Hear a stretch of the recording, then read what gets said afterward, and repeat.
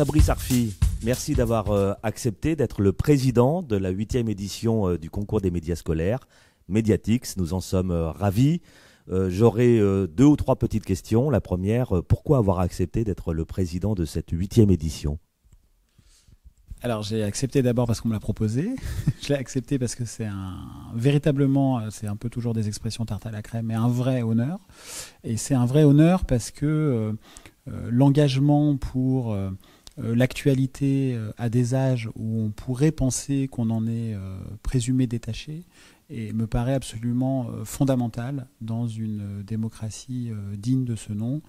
Parce que si on ne s'intéresse pas à l'actualité, l'actualité finira toujours par se charger de vous. Et j'ai toujours considéré que le journalisme, pas les journalistes, pas le petit truc corporatiste de gens qui travaillent entre eux, le journalisme au service de l'information, devait répondre à une sorte de fondamentaux démocratiques, c'est qu'il y a une créance du savoir vis-à-vis du public. On fait un boulot assez bizarre qui consiste à ne pas savoir, à apprendre et à transmettre, mais à transmettre ce qui appartient aux citoyens, d'où qu'ils viennent, quelle que soit leur sensibilité, de gauche, de droite, d'ailleurs, peu importe. L'information, les faits, c'est ce qui permet d'avoir une grammaire commune dans une société. Et nous sommes les petits artisans de cela, et il n'y a pas d'âge pour commencer à comprendre comment fonctionne le monde tel qu'il est. Les médias scolaires, c'est l'école. C'est à l'école de jouer ce rôle d'éduquer aux médias et à l'information aujourd'hui, et pourquoi ?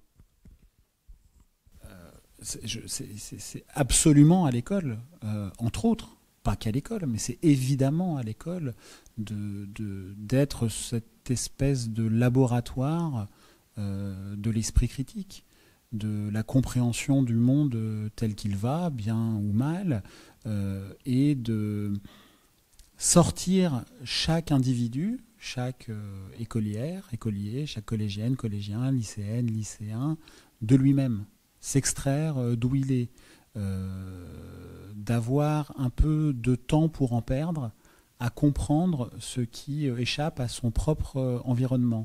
Et moi, je ne connais mais rien de mieux que l'information pour cela. On a l'impression que ça ne nous concerne pas. En fait, ça nous concerne.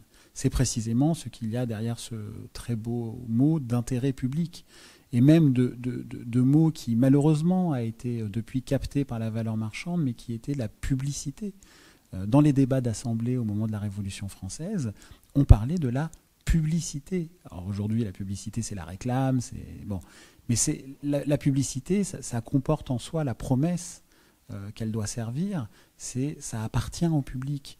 Et en fait, tout ce qui est d'intérêt public est évidemment vérifié, doit être rendu à ceux à qui ça appartient pour pouvoir décider ensemble, en s'engueulant, en n'étant pas d'accord, en débattant dans la polémique, et bien tant mieux, dans le grand désordre de la conversation publique, de comment on avance ensemble, même si on n'est pas d'accord.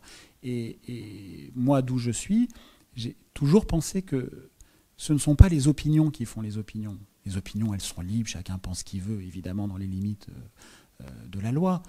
Mais ce sont les faits qui font les opinions. Et personne ne peut contester que 2 et 2 font 4, que le ciel est bleu. Ben, quand on est déjà d'accord sur ça, on peut avancer ensemble. Les faits sont sacrés. À ce propos, votre histoire personnelle, jeune, collégien, lycéen, vous aviez une appétence pour le journalisme, vous avez participé à des projets. Et puis, autre question, les conseils que vous donneriez aux écoliers, aux collégiens et aux lycéens qui vont participer cette année encore au concours Mediatix. Alors moi, je ne suis pas un très bon exemple à mains égards. D'abord, je n'ai pas fait d'études, je n'ai que le baccalauréat. J'ai pas été comme d'autres un grand lecteur, par exemple. Quand j'étais enfant, j'ai commencé à lire, je dirais, au lycée, Les Fleurs du Mal, limite avec une écharpe autour du cou, plus pour impressionner la gente féminine qu'autre chose, je crois. Enfin bon, mais je n'ai pas participé à des projets particuliers, mais j'ai grandi dans un environnement familial extrêmement sensibilisé aux questions d'actualité et au monde tel qu'il va. Mais après, c'est vrai qu'il y a une forme d'addiction, voire de toxicomanie aux faits d'intérêt public.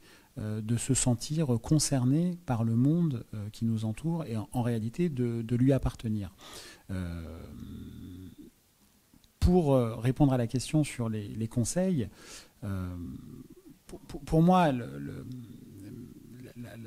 la seule chose, la principale qualité qu'il faut avoir pour faire ce boulot, et d'ailleurs je pense que toutes les principales qualités pour faire ce travail ne s'apprennent pas à l'école. Je pense qu'on peut apprendre des choses merveilleuses dans les écoles de journalisme, les universités, etc.